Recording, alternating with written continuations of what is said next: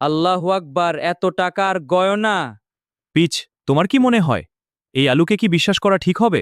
আরে আলু মিয়া, এসে গেছো? এসো এসো, স্বাগতম। আরে বাহ, এই কিউট বাচ্চাটা কার আলু ভাই? স্যার, এ আমার ছেলে, ছোট আলু। ও ছাড়া এই দুনিয়া আমার আর কেউ নেই। আপনি বলেছিলেন আজ আসতে, তাই আসলাম। হ্যাঁ আলু মিয়া, তোমার জন্য কাজ ঠিক করেছি। তুমি আজ থেকে আমার বাড়িতে হাউস ম্যানেজার হিসেবে কাজ করবে। অনেক ধন্যবাদ স্যার, আপনার এই ঋণ আমি কোনোদিন ভুলব না। পিচ, ঢ্যাঁড়স, এ হলো আলু। ও আজ থেকে আমাদের বাড়ির সব দেখাশোনা করবে। দারুণ বাবা, বাচ্চাটা কত কিউট। স্বাগতম আলু ভাই। আব্বু দেখো, নতুন জামা পরে আমাদের কত সুন্দর লাগছে। তোমাকে অনেক হ্যান্ডসাম লাগছে।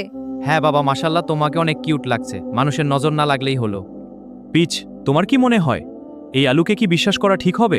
পরীক্ষা না নিলে বুঝবো না। আজই ওর একটা টেস্ট নেব। পাস করলে থাকবে, না হলে বিদায়। আলু ভাই, আমার ঘরে আলমারিতে কিছু টাকা আছে, সেখান থেকে টাকা নিয়ে আমাদের জন্য একটা কেক আর চকোলেট নিয়ে আসুন। জি আপা, আমি এখনই নিয়ে আসছি। ধন্যবাদ আলু ভাই। কোনো চিন্তা নেই। আল্লাহু আকবার, এত টাকার গয়না! হে আল্লাহ, এদের রিজিকে আরো বরকত দাও। এদের মনটা কত বড়! আব্বু, আমার জন্য দোকান থেকে একটা জিনিস কিনে দিও কিন্তু।